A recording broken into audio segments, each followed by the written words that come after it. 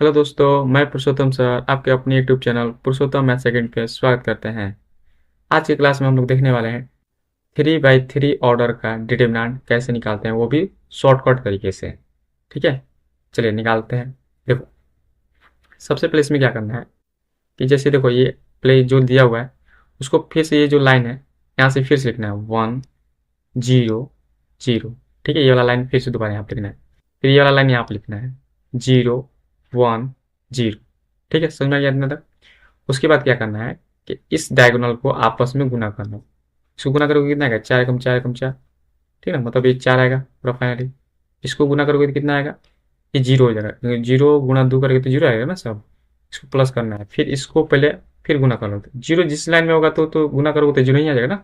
चलो ये 0 हो गया, इसको आपस में ऐड कर लेना है। ठीक है, चलो ये तो आ गया 4। फिर क्या करना है, इधर से देखो आप इस डायगोनल को इसको गुना करो, कितना आ जाएगा, फिर 0 इस लाइन में हो गया तो 0 आंसर आ जाएगा। फिर इस डायगोनल को गुना करो, देखो इस लाइन में भी 0 यहाँ पे तो फिर ये भी 0 हो जाएगा, गुना करोगे तो आपस में सबको। फिर इस डायगोनल में देखो यहाँ पे 0 है तो यहाँ पर भी 0 हो जाएगा। ठीक है, अब यहाँ ध्यान से देखना, इसको फाइनल 0 आ गया। अब इसमें क्या करना है कि इसमें से जो आया इसमें 4 और इसको घटा देना है जो फाइनल आएगा। 4 में से 0 हो जाएगा तो कितना आएगा 4। समझ में आ गया। ठीक है, नेक्स्ट लाइन देखना, ध्यान से देखिएगा। पहले इस सब का जितना निकालना है, देखो पहले ये वाला डायगोनल का निकालना है ये सब का। ठीक है, जो आएगा यहाँ पे ऐड कर लेना है।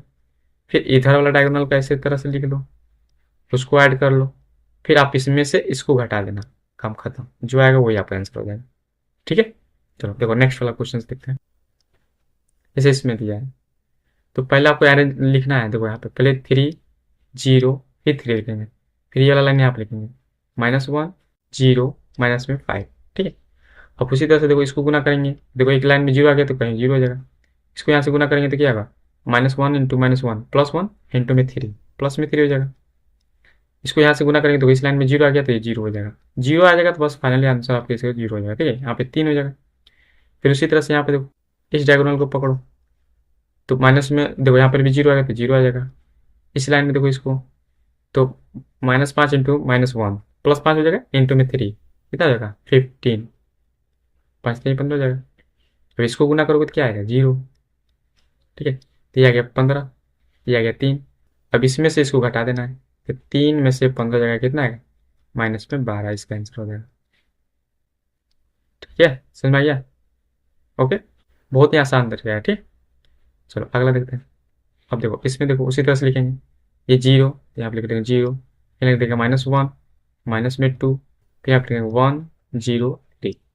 ठीक है, चलो फिर उसी तरह से इसको लिखेंगे, देखो ये 0 एक लाइन में 0 हो गया। इस लाइन में तो कितना होगा, 2 3 6 प्लस में 6 होगा ना। चलो प्लस में 6 हो गया। इस लाइन में कितना होगा, देखो 3 दूनी 6 माइनस में 6 आएगा, तो इधर तो ये फाइनल 0 आ जाएगा, 6 में से 6 जाएगा तो 0। ठीक, फिर उसी तरह से इसको निकाल लो, देखो इस लाइन में तो 0 आ गया तो 0 हो जाएगा। इस लाइन में भी देखो 0 आ गया तो यहाँ भी 0 हो जाएगा।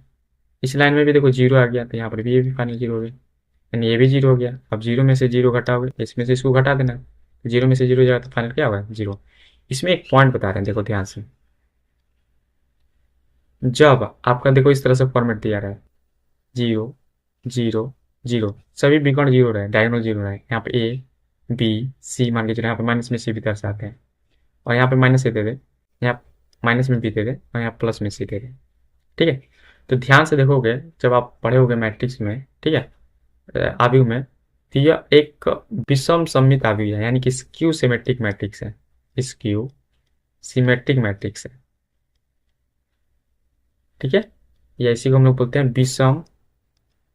ठीक है, विषम सममित, विषम सममित आव्यूह है। ठीक है, देखो विषम सममित आव्यूह का वैल्यू हमेशा याद रखो 0 ही होता है, उसका डिटरमिनेंट वैल्यू निकालोगे। ठीक है, तो हमेशा क्या होता है 0 होता है। देखो यहाँ पर भी ये विषम सममित ही है, देखो ध्यान से देखोगे तो 0 1 2 -1 0 -3 -2 3 0। तो कैसे पहचानेंगे विषम सममित, तो डायगोनल के सारे मेंबर क्या होना चाहिए, अब 0 होना चाहिए। और इसके आप देखो यहाँ पे फोटो कॉपी, यहाँ पे एक है प्लस में ना, तो यहाँ पे देखो यहाँ पे माइनस में दिया है, यहाँ पे प्लस में तो यहाँ पे माइनस में दिया है, इसके ठीक इसके सामने वाला। यहाँ पे देखो ये माइनस में दिया था, यहाँ प्लस में लिखा है, इस तरह से पहचान सकते हो। विकर्ण में सारे 0 होने चाहिए। ठीक है, और जो यहाँ पे देखो ये तिरछा तिरछी है, इसका फोटो कॉपी क्या होना चाहिए, नेगेटिव होना चाहिए। तो डिटर्मिनेंट हमेशा क्या होता है, जीरो होता है। स्क्यू सिमेट्रिक मैट्रिक्स का डिटर्मिनेंट हमेशा जीरो होता है। तो यहाँ पर भी देखो वही है, देखो डिटर्मिनेंट ये सब जीरो है। इसका फोटो को भी देखो उल्टा है, देखो नेगेटिव है तो ये पॉजिटिव में दिया है, ये पॉजिटिव में है तो यहाँ पे नेगेटिव दिया है, यहाँ पे ये पॉजिटिव है तो ये नेगेटिव दिया है। ठीक है, उल्टा रहता है साइन केवल, समझ में आ गया। तो उसका हमेशा वैल्यू क्या आएगा, जीरो। ओके, समझ में आ गया ना। चलो नेक्स्ट देखो, यहाँ पर भी देखो ध्यान से, तो ये भी एक विषम समिता ही है, स्क्यू सिमेट्रिक मैट्रिक्स है। देखो फोटोज नेगेटिव है, देखो, है ना। इसको निकालने की जरूरत नहीं, आप अपने साथ जीरो टिक कर दीजिए। समझ में आ गया। बहुत ही बेहतरीन कंसेप्ट है, जो आपको ऑब्जेक्टिव में काफ़ी टाइम बचाएगा। आपको सिर्फ देख कर बता सकते हो कहाँ इसका आंसर जीरो आएगा, जब भी कभी भी आपको विषम समित आगे दिखेगा तो, और उसका डिटर्मिनेंट निकालने के लिए आएगा तो। ठीक है, ओके। चलिए, ये आपको सेशन कैसा आया, पसंद आया कि नहीं आया, आप जरूर कमेंट करके बताइएगा। ओके, ठीक है, जय हिंद।